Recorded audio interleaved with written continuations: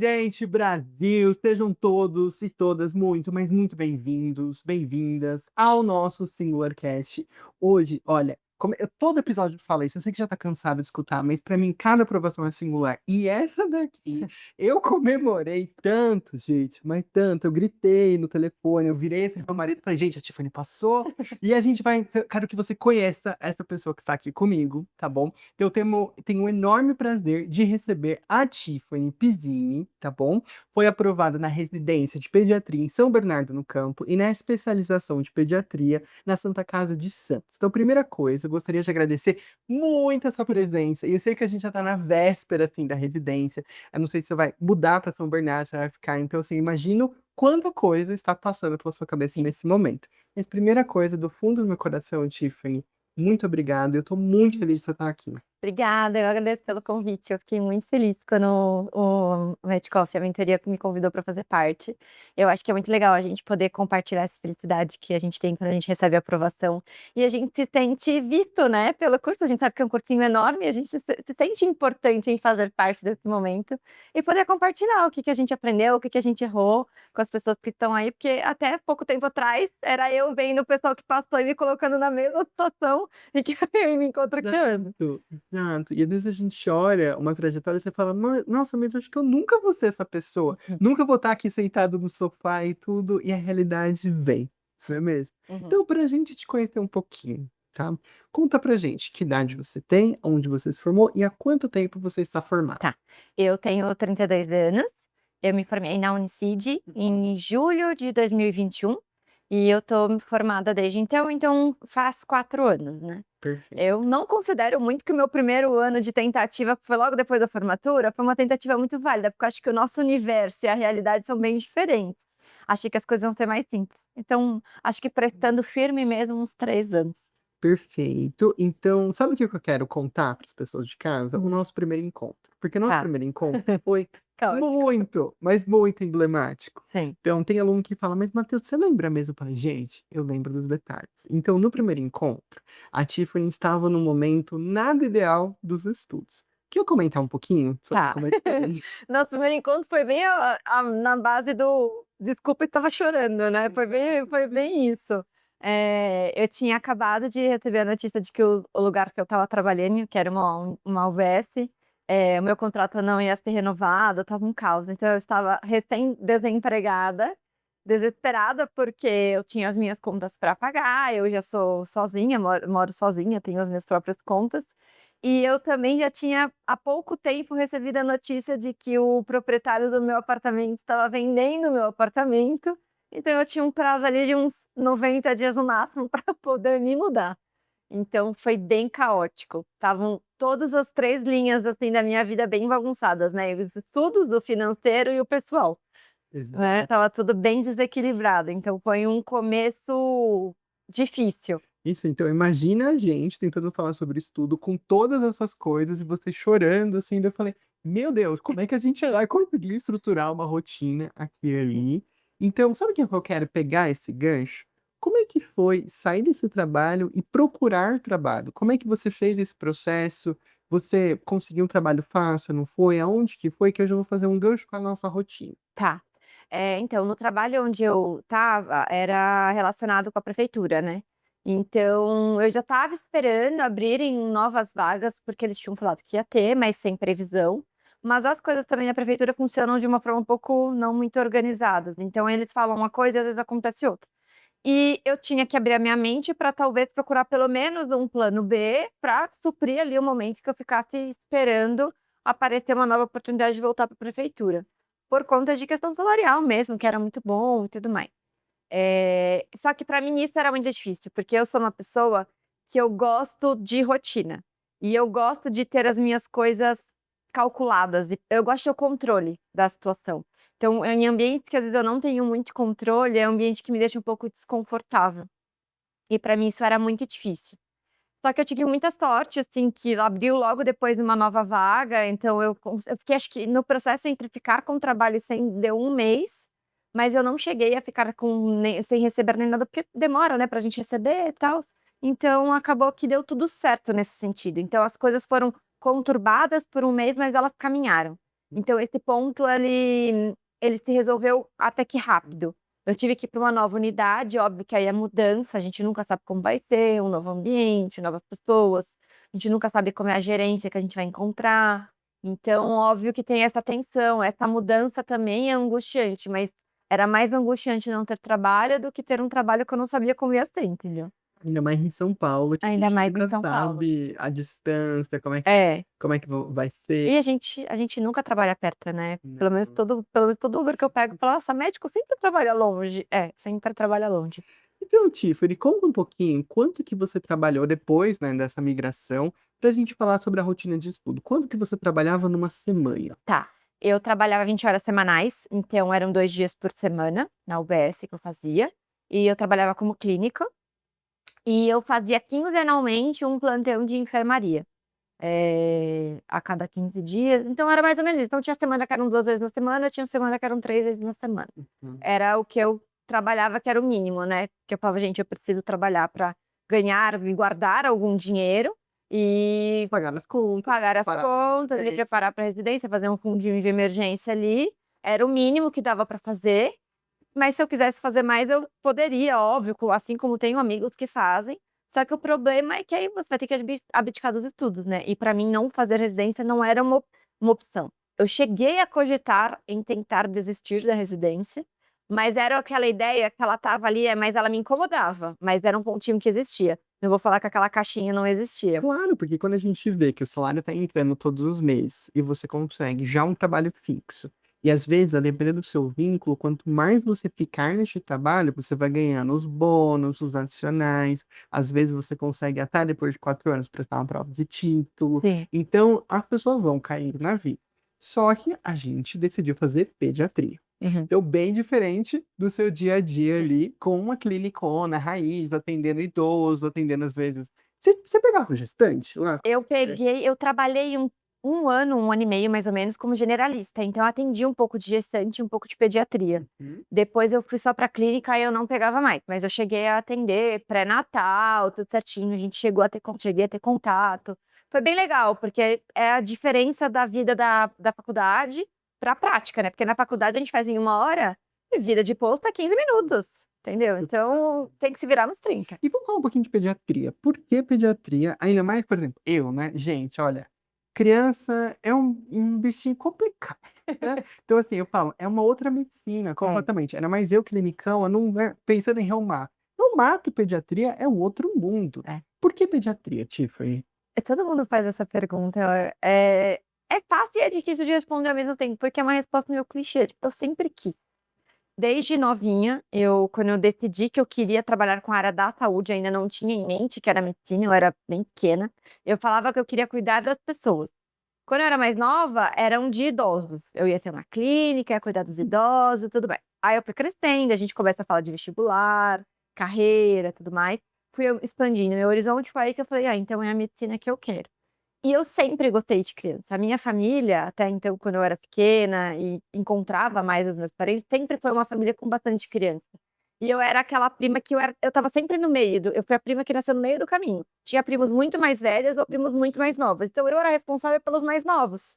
Então eu ficava responsável por eles sempre. Então eu cuidava, eu brincava, eu quando os pai churrasco de família, deixa as crianças comigo, a família vai se divertir. Tinha vezes que eu até sentia que eu era babá. Então eu sempre tive contato, eu sempre me dei bem com criança. Então isso não foi difícil de decidir.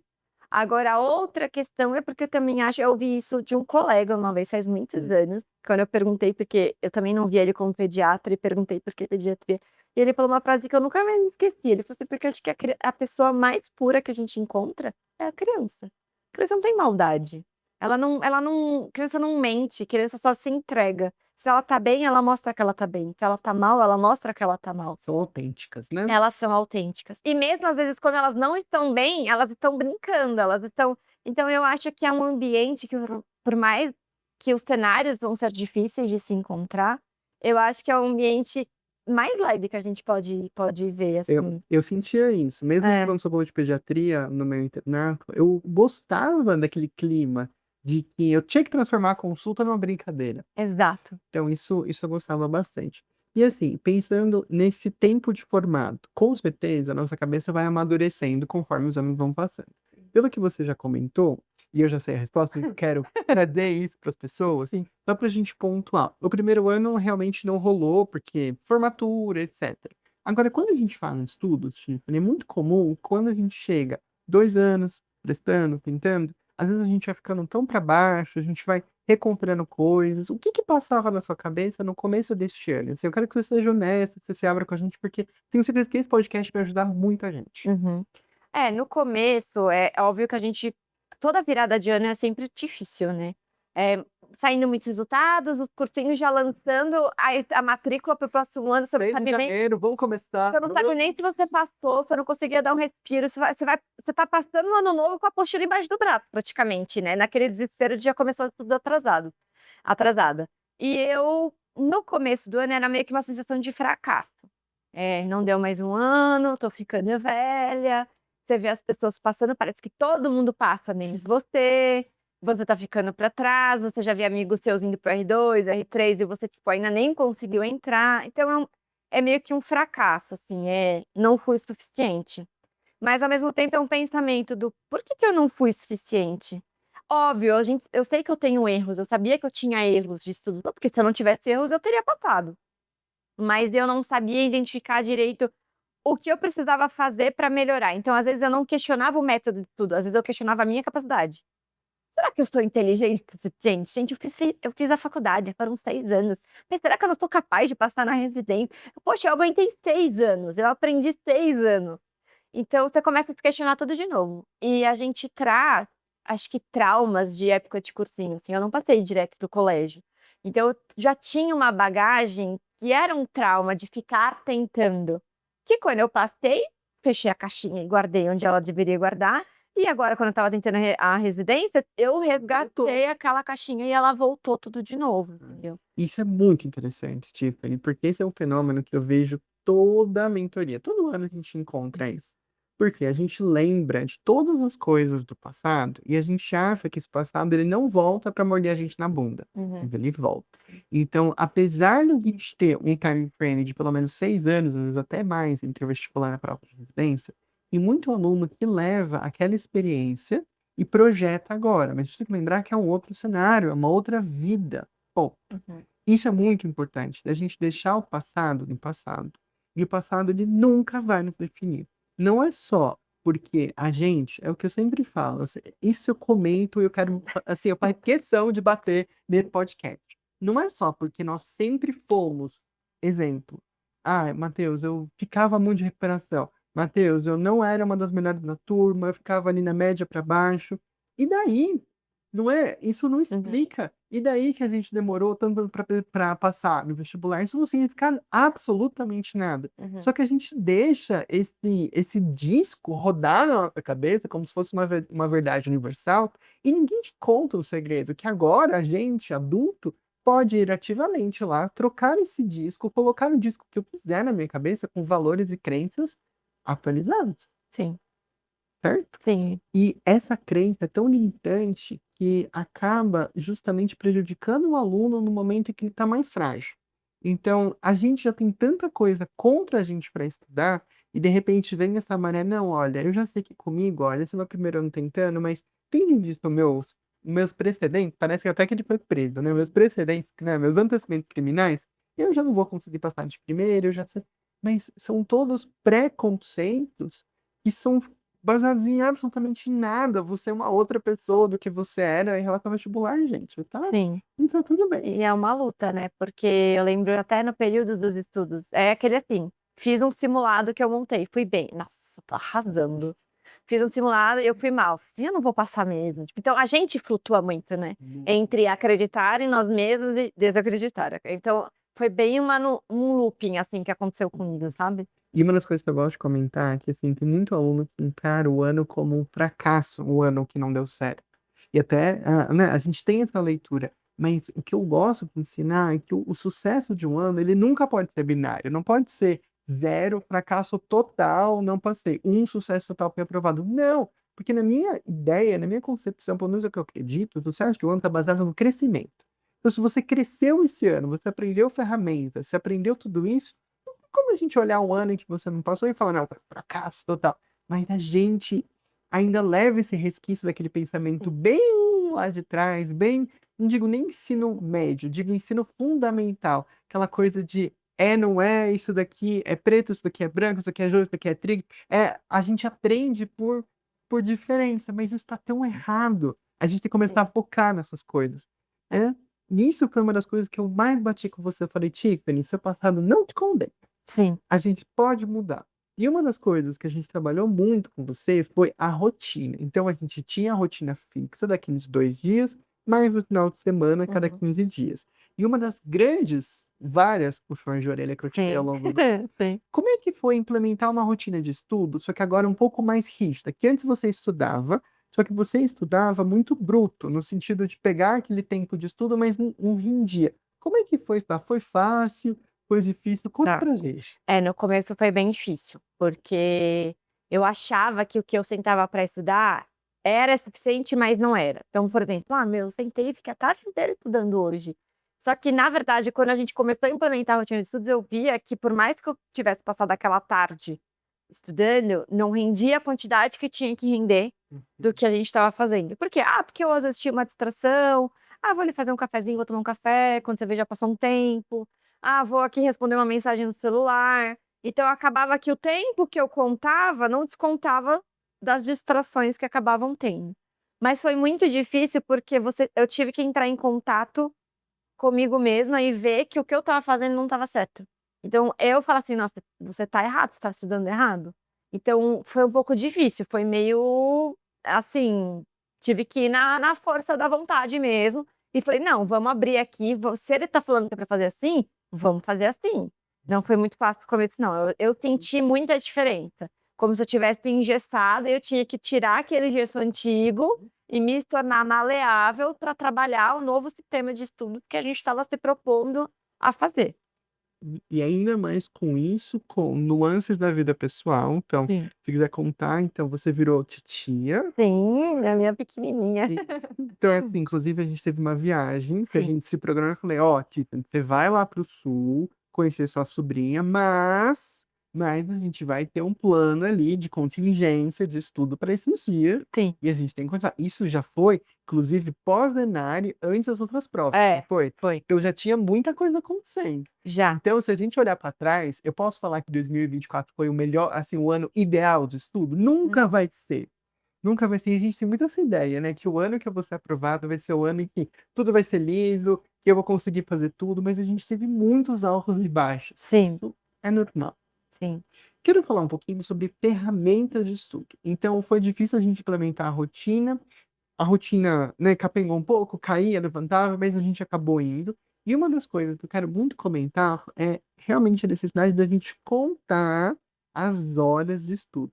Foi um choque começar a contar? Como é que foi o processo de contar as horas de estudo realmente? O Pomodoro em si é um ame e odeie, né. Tem semana que você ama, tem semana que eu falava: "Meu Deus, esse relógio", não, né, enfim, já imagina. Tem semana que era difícil.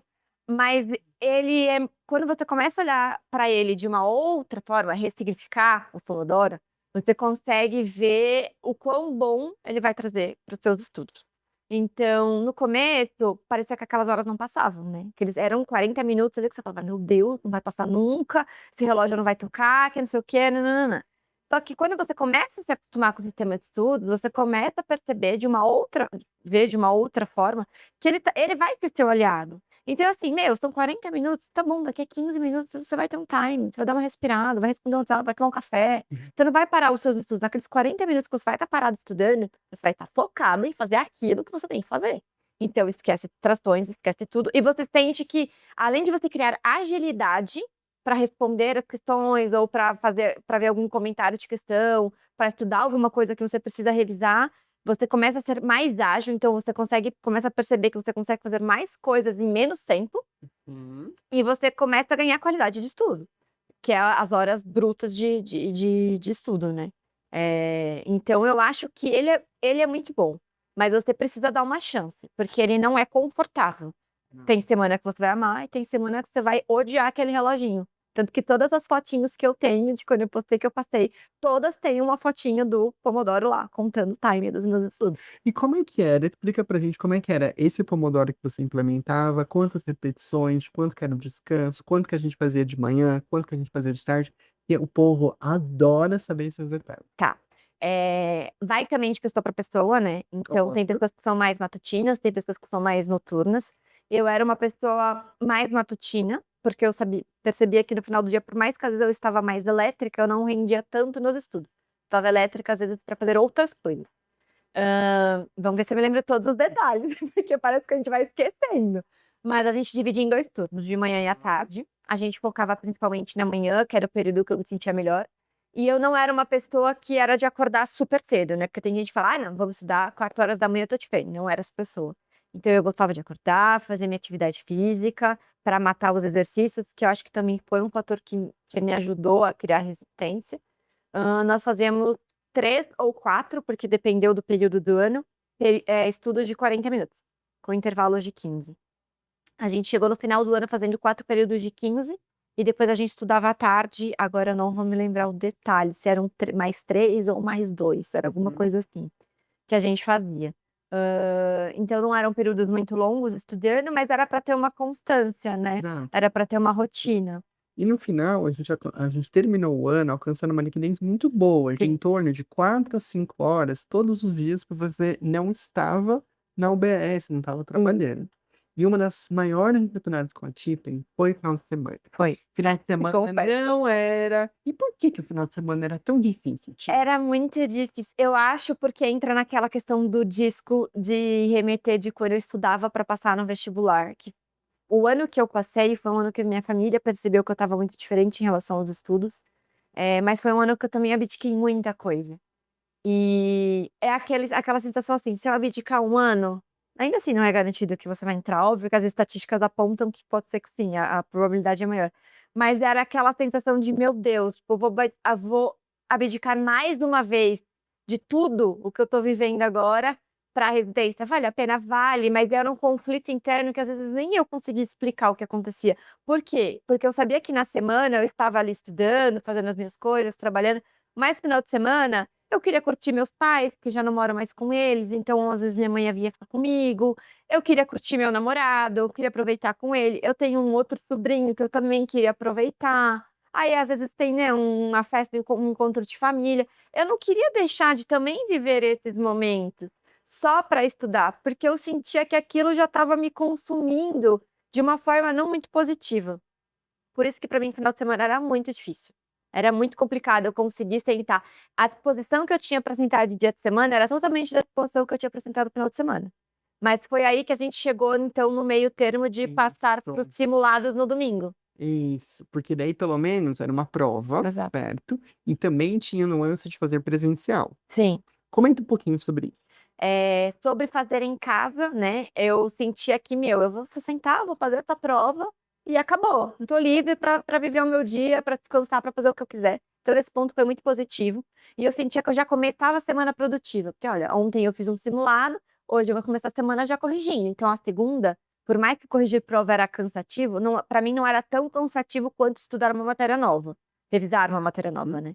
Então eu já sentia que eu começava produtiva. Então, ó, comecei a semana bem, já fiz um simulado, agora bola pra frente. E com relação ao presencial, eu gostava porque eu falava assim: "Me faz ir", era uma obrigação que eu assumia comigo mesma. Eu sentia que eu não estava perdendo tempo por exemplo, talvez estar em casa e, sei lá, ter a família vendo TV, almoçando lá na sala e eu no quartinho trancada fazendo uma prova. Também gostava de ir para o presencial, e eu acho que era bom, porque eu também gosto do contato presencial. Eu fiz uma parte do meu primeiro cursinho na época do internato, online por conta da pandemia. Foi um processo meio solitário. E o cursinho online, ele tem o bom e o ruim. O bom é que você tem a sua flexibilidade, mas o ruim é que se você for uma pessoa que gosta de ter contato presencial, você sente falta. Porque eu acho que já é uma jornada muito solitária. Extenuante, né? O processo de residência, por mais que você tenha amigos que estejam vivendo a mesma caminhada que você, é um processo muito solitário.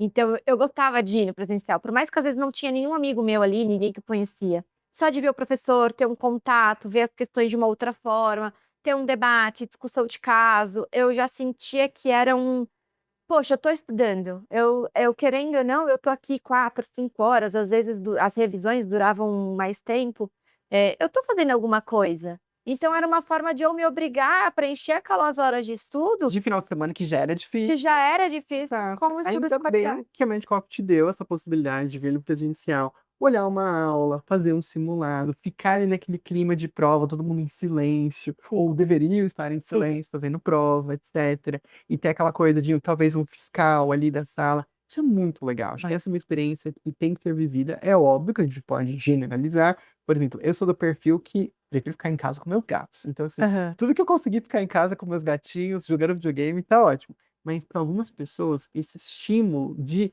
ocitocina mesmo, de você encontrar, às vezes conversar com uma pessoa, ver que você não está sozinho neste ano, isso pode ser bem bacana. E também não precisa ser uma coisa perene, a pessoa não precisa ir em todos, mas de vez em quando pode ser um bom boost para Sim. dar uma engatada. E os que eu mais gostei, assim, que eu sinto que me ajudaram, foram as revisões de véspera presencial. Oh, então As falar que delas então. as que eu mais gostava.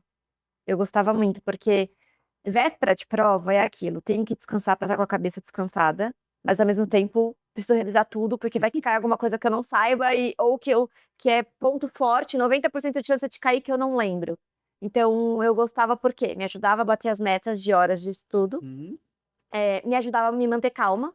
Tô estudando, eu tô revisando, hoje é revisão de clínica. Então se tiver alguma coisinha que o professor vai falar, que eu falo: "Putz, não saquei", amanhã de manhã eu vou dar uma revisada naquele assunto. Então me ajudava nessa questão também, e eu achava bom, por ser algo presencial, um contato com o professor, às vezes eu tirava uma outra dúvida, de alguma prova antiga que eu já tinha feito e que eu entendi que eu errei, mas eu não conseguia enxergar por que que meu raciocínio estava errado.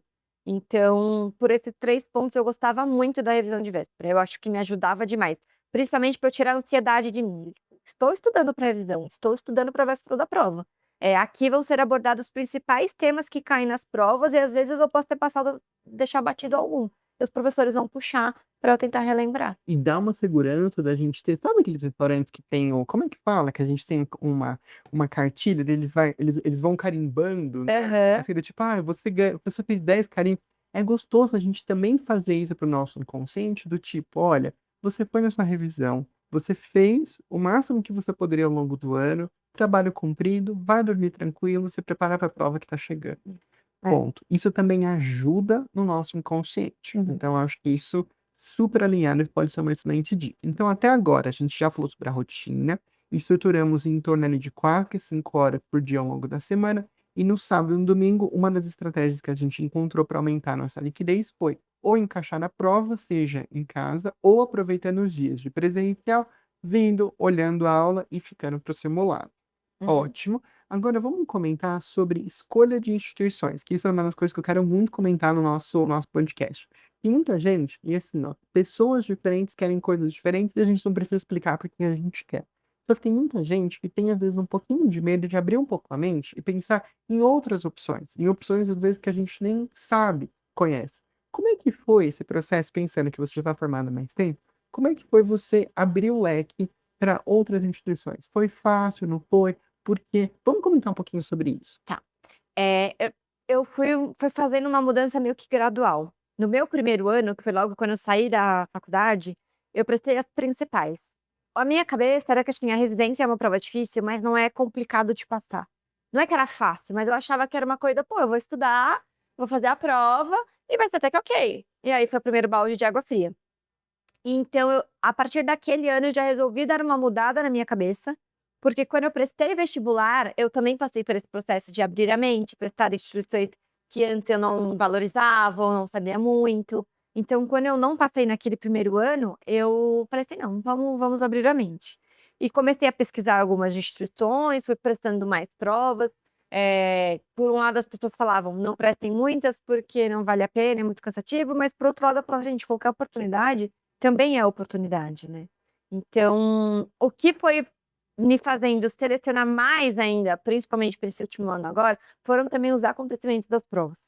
Todos esses problemas que vêm acontecendo, que a gente sabe que existe, que a gente não pode fingir que não tem, de fraude e tudo mais, também foram me fazendo perder o gosto por algumas instituições.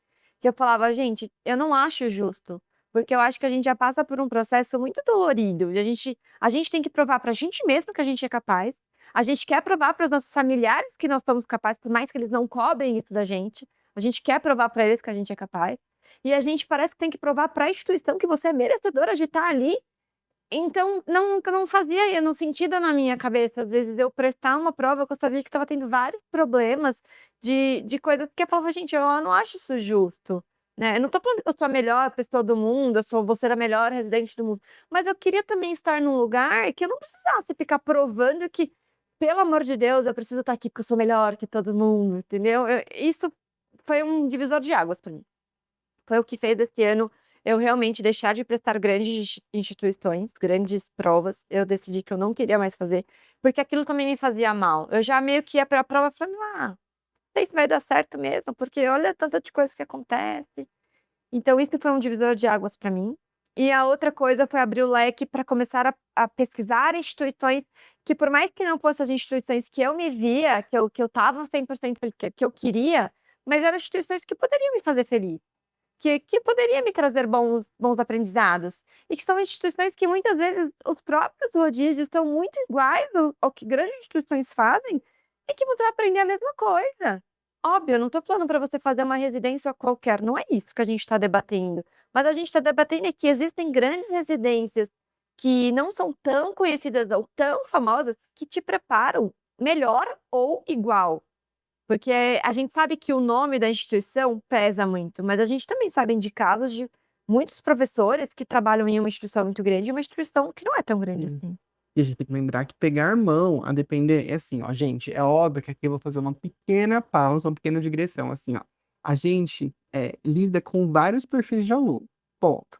Então, assim, a gente tem que entender que a minha vida, a sua vida é nossa, né. Então a gente não precisa se justificar as escolhas, etcétera. Então, às vezes, um valor de vida de uma pessoa não se reflete na outra. Tem gente que busca o academicismo, que quer algo. E assim, tá tudo bem, a gente tá aqui para ajudar também. Mas também existem pessoas que querem pegar a mão. Eu quero ser uma boa pediatra, quero atender bastante volume, quero lidar bem com as doenças comuns. Óbvio, saber um pouquinho das raras, etc. Mas quero estar numa residência que vai me colocar ali no mercado como profissional preparado para isso. Uhum, Então, para esse objetivo, a gente tem excelentes opções que as pessoas não conhecem. uhum. E acho que isso é legal a gente ampliar os nossos Sim. horizontes. E às vezes a gente nem sabe, mas pode ter uma instituição muito boa que está ali perto de você, na sua região, então não vai nem envolver o deslocamento, etc., que às vezes a gente ignora. Uhum. Então a gente não precisa fazer o que a outra pessoa quer. Bom, E o que foi também uma questão que me ajudou a decidir certas instituições esse ano, foi pelos meus índices de acerto. Eu olhava assim e falava: "Gente, com o que eu estou fazendo agora", óbvio, sempre querendo melhorar, aumentar, mas o que eu estou fazendo agora, ou a média de acertos que eu fiz ano passado, nessa instituição, eu não ia passar, eu não vou ter, fingir que eu não estou vendo que: "Não, dá para passar", não, não dava para passar.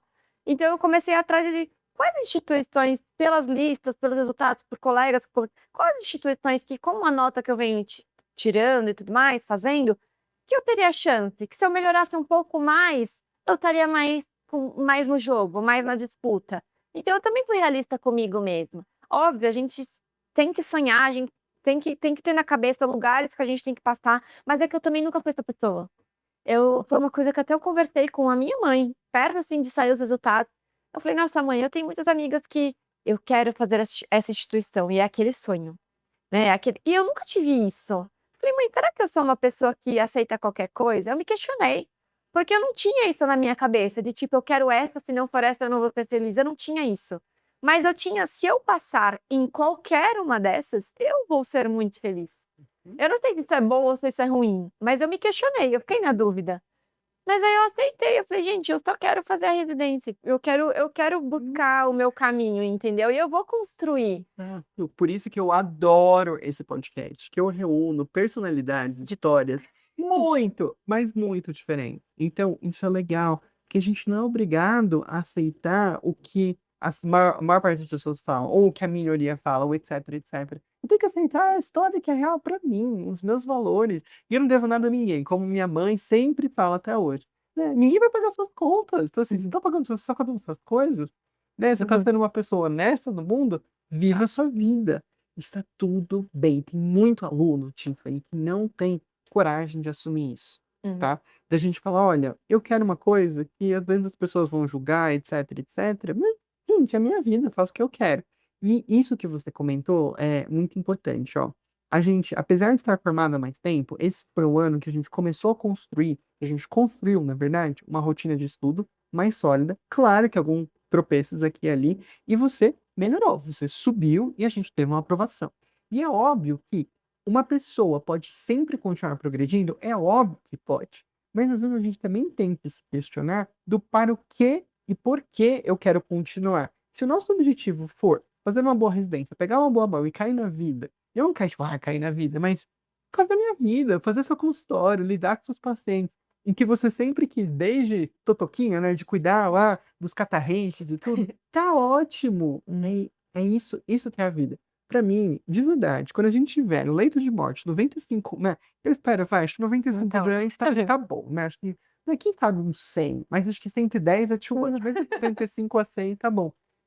Eu acho que vai valer muito mais a pena a gente lembrar das pessoas que a gente ajudou, como a gente ajudou, do qual instituição eu fiz. Sim, Sinceramente falando. sinceramente. Exato. E tá tudo bem se uma pessoa quer uma grande instituição, mas também tá tudo maravilhoso se eu quiser só fazer uma residência, ser um bom profissional e tocar minha vida. Uhum. Cara, isso é tão libertador quando a gente entende isso. Eu acho que é menos sofrido, assim, porque o processo todo tá ficando cada vez mais difícil. Então a gente já se exige muito, né. Eu exigia muito de mim. A psicóloga falava: para, larga esse chicote, para de se cobrar, eu sou uma pessoa que me cobrava muito.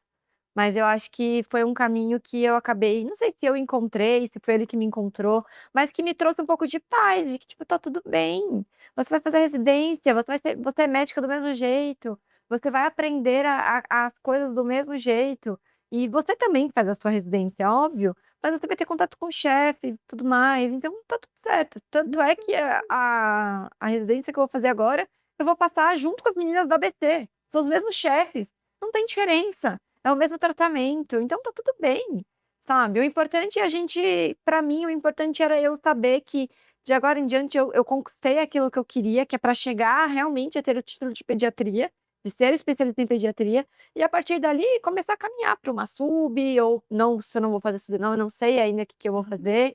É óbvio que eu quero, mas é que pra mim já pega a questão de idade, tô um pouco na dúvida. A gente quer viver também, né. Quer ter Quer ter filhos? filho, a gente quer viver, a gente quer aproveitar um pouco a vida, porque querendo ou não, desde que eu entrei na faculdade até hoje já são 10 anos. Eu fiz as contas, eu fiquei: "Gente, já fazem 10 anos". Tem tanta coisa que eu já vejo as pessoas fazendo que eu ainda não fiz, que eu também quero fazer. Então, mas isso é papo para um outro podcast. Exato. Primeiro eu preciso viver a residência. Mas eu acho que é isso, eu me senti confortável em Ótimo. não ter na cabeça de ser bitolada em ser só querer uma instituição.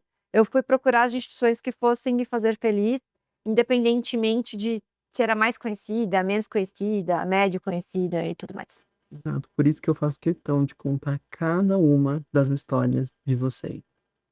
Cada assim, juro, tipo, né, não só da boca pra fora, eu fiquei muito, muito feliz quando você passou. Sim, Eu também. virei assim para meu marido: "Gente, lembra daquela aluna que comentava?" Meu Deus, aquela doida. É, porque eu acho que eu também não eu me sentia porque não era o padrão, assim, eu falei: "Ai, acho que eu sou um desafio para o Matheus, eu Mas devo deixa eu ser te um contar um desafio". segredo, ninguém é padrão, Tiffany. No final das contas, todo mundo tem seus esqueletos no armário, todo mundo tem seus perrengues. Mas o que realmente muda, eu acho, é que, assim, o meu trabalho, de fato, é só dar um peteleco, assim, né, só tipo: "Ó, Tiffany, faz assim, ó, faz isso". Você já tá assim, esse pequeno ajuste. E acho que o mais importante é você mesmo se tocar: "Cara, tá na minha mão, eu posso estudar, agora eu tenho ferramentas e vamos, ó, a gente levanta, cai, vamos de novo". Uhum. Quantas vezes a gente já reajustou as coisas. E uma das coisas que eu fiz com você, que eu esqueci de comentar, a gente largou o conteúdo passivo e eu falei: "Tiffany, quer saber de uma coisa? Vamos fazer uma coisa diferente?". Uhum. Porque eu vi que estava meio morno, as coisas não estavam indo, eu falei: "Tiffany, esquece. Joga tudo pro ar, a gente vai fazer algo ativo, vamos fazer questão, corrigir e pegar os erros dessas questões, vamos gerar mais questão em Uhum. cima, vamos aliar com os nossos flashcards". Isso foi assustador? Como é que foi esse processo? Foi assustador, porque a gente está muito vinculado que aprendizado é aula. independente se presencial ou online. Então a gente acha que assistir a aula já sei a matéria, então tiquezinho lá de tarefa feita. Então foi assustador no começo, mas eu acho que eu lidei muito bem, porque eu queria formas diferentes de estudar, porque eu já estava cansada daquele método. Senta, assiste aula, faz questão, faz prova. Senta, assiste aula, faz questão, faz prova. Eu já estava cansada desse ritmo, que era um ritmo que já vinha me consumindo. Então eu acho que foi bom, porque eu até te falei, acho que na época, falei: "Matheus, eu sinto que eu fico mais produtiva, porque eu realmente sinto que eu tô vendo o que eu tô errando. O que eu sei, eu já sei que eu sei", porque às vezes eu assistia uma aula que eu sabia, eu me sentia feliz, mas eu falava: "Ah, mas eu já sei essa matéria. Cadê a aula que eu não sei?". Então fazendo as questões, o que eu sabia pontualmente, às vezes eu revisava, ou fazia só um flashcardzinho rapidinho só pra só um detalhe aqui que eu sei, mas vai que eu esqueço. E focava no que eu não sabia. Então, quando eu sentava, eu sinto que eu aprendi muita coisa fazendo a questão que eu errava. Aprendi uns diferenciais, assim, ó, que eu lembro que questões antigas de prova, eu lembro de eu estar na prova e falar assim: "Meu Deus, o que que ele tá falando? Não tô entendendo essa mata, não tô entendendo o que ele tá perguntando". E quando eu estudava em casa, estava estudando em casa, e eu aprendia com a matéria, eu falava: "Cara, agora essa aqui pode cair, que isso aqui agora eu tô dominando", entendeu? Eu senti muita diferença de pontos e de matérias, provas, que a gente começou a fazer provas e comecei a pegar o jeito das matérias que cobravam, e eu comecei a me sentir mais segura, comecei a identificar de uma prova para outra, às vezes matérias que eu não identificava antes. Então, por exemplo, às vezes eu tinha dificuldade, sei lá, de identificar o TEP na questão da prova. Mas eu sei o que é TEP, só que na prova às vezes eu tinha dificuldade de identificar. E fazendo as questões, teve uma prova que eu fiz que eu falei: "Gente, essa questão é igual a uma prova do ano passado". São 2 alternativas. Falei: "Cara, é TEP", tipo, de cara, assim. Então eu me senti orgulhosa, eu sentia que eu fui crescendo. Então, esse método mais ativo me ajudou. Eu me sentia bem, me sentia orgulhosa de estar fazendo o que eu tinha que fazer, e eu me sentia mais produtiva, porque eu estava olhando direto porque eu estava errando e não estava batendo na tecla do que eu já sabia. Exato, que às vezes não, acho que na imensa maior parte das vezes, o conteúdo passivo, ele é como se fosse um carinho no nosso ego. É. Assim, tipo, fica tranquilo, você vai ver uma aula de 1 hora de AVC, você vai saber tudo de AVC. Mas a gente sabe que isso aí é uma mentira. O tempo da aula, por melhor que ela seja, não se converte linearmente em desempenho. É óbvio que uma aula pode ajudar a gente a criar uma base, mas onde a gente constrói o conhecimento de fato é através do erro. Uhum. E a gente tem muito medo de errar. Sim. Que, nossa, mas e tem, ó, só agora que a gente começou a mentoria, tem alunos, né, que ainda estão no começo da jornada, animando. Eu sei que a nossa simulada, eu sei que a mente coffee bate. Uhum. Eu sei que a Uhum. gente bate tanto com você do simulado, que você fica com o olho roxo, não consegue nem abrir o olho depois do simulado. Eu sei, ai, Matheus, eu tô muito mal do simulado. Pá. Mas, gente, ainda bem que você tá indo mal. Vamos pegar esses erros, vamos corrigir com gosto e criar correção crítica em cima, gerar flashcards. Aí que acho que tá o ouro, Uhum. né, Tiffany? Uhum. Acho que isso foi bom. E, na sua trajetória, 2024 foi o primeiro ano que, de fato, a gente mudou essa estratégia baseada na sua história, que a gente falou, não, olha, esquece a forma tradicional de estudar, vamos fazer algo personalizado, algo ativo, e foi. Acho que isso Uhum. foi muito bacana. Sim. E, pra gente terminar o nosso episódio, vamos fazer aquele momento sci-fi. Como se a gente tivesse nossa máquina do tempo e você fosse se encontrar por breves segundos, tá bom? Com a Tiffany de fevereiro de 2024. Ela vai ter um relâmpago da Tiffany de fevereiro de 2025. Vocês vão poder trocar algumas palavras e você quer deixar uma mensagem para ela que você gostaria de ter escutado há exatamente 1 ano atrás. O que que você falaria para ela? Tá. Bom, acho que primeiramente eu ia falar pra ela: "Menina, se segura, porque esse ano vai ser do babado, entendeu? Vão acontecer muitas coisas, então só você como é que abotoa os cintos Isso, aperte sim. e aperte os cintos e se prepara pra turbulência, porque não vai ser um ano muito fácil, mas vai dar certo". Mas eu falaria pra ela acreditar mais nela, porque eu acho que a primeira coisa que a gente faz quando a gente tá nesse limbo de residência é duvidar de si mesmo. Então eu falaria pra ela: "Acredita em você". Tenha calma, que as coisas vão dar certo. E aceite as opiniões dos outros, aceite, né, aceite que você talvez esteja errando no que você acha que você está dominando, e dá uma chance para o que você está se propondo a fazer. Então, quando eu comecei a procurar a mentoria singular, eu estava dando uma chance. O que que ele tem para me mostrar de diferente? O que que eles podem me ajudar de diferente? Então dá uma chance para eles também, para eles te mostrarem um outro caminho para estudar, E vai na fé, tem que ter força, mas que vai dar certo. Você pode achar que não vai dar certo, mas Deus também surpreende, né? Então, por isso que eu fiquei tão assim, meu Deus, deu certo, graças a Deus. Eu acho que eu falaria para acreditar mais em mim, dar uma chance e tem que se esforçar. Não vou falar que não tem que se esforçar, mas se esforce e pelo menos tenta dar o seu melhor. Mesmo não sendo o melhor possível, tenta dar o seu melhor, porque você dando o seu melhor, você não vai se arrepender. Agora, se você não der o seu melhor, você vai ter as 2 coisas, né, o não resultado e o arrependimento de não ter dado o seu melhor. Acho que é isso. Muito bom, hein? Sábias palavras pra gente terminar o nosso querido Singularcast. Queria agradecer mais uma vez de todo o coração, já agora em nome da Mente Coffee, porque é muito difícil a gente, quando a gente passa, a gente já quer viver a vida. E às vezes é difícil você falar, não, olha, eu vou vir aqui numa tarde, gravar com o Matheus, e eu sei que a gente trabalha pelos perrengues, mas ainda bem que tudo bem, Tiffany, Sim. porque é o que eu falo, às vezes é uma palavra sua que alguém precisa escutar. Sim. E esse é o real motivo da gente existir. Então, obrigado mais uma vez. Imagina, obrigada pelo convite. E eu confesso que eu tô muito feliz, porque daqui a pouco tem a festa dos aprovados. E isso E isso era um incentivador para os meus estudos. Quando eu fechei o Medcoff, eu falo: "Gente, um dia eu quero estar lá com esse pessoal comemorando na festa dos aprovados". terça-feira que vem, numa churrascaria, e eu sou vegetariana, eu sempre reclamo, mas o bom é que eu vou ver vocês. Sim, Talvez eu não vá comer como, né, as pessoas vão comer, sim. tudo bem, mas vai ter meus queijinhos, as minhas Tá ótimo. paradas, tá ótimo, mas o mais importante da noite são vocês. Sim. Então, sabe quem eu quero agradecer agora? Quero agradecer você de casa, que ficou com a gente no Spotify, no YouTube, escutou minha voz da cora rachada mais uma vez. Mas, de novo, brincadeiras à parte, esse episódio aqui é feito do coração para você. Então, querido, se você por acaso se encontra numa situação que você acha que não tem saída, escuta as histórias das outras pessoas, porque nenhuma angústia sua é única no mundo. A gente tem não sei quantas bilhões de pessoas no mundo.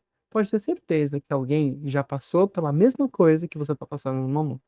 E talvez essa pessoa esteja aqui com a gente, sentada do lado, e pode te ensinar a tornar sua trajetória muito mais fácil. Então, com isso, eu quero encerrar nosso episódio de hoje e você tem um encontro marcado comigo no nosso próximo episódio. Oi, oi, oi, gente!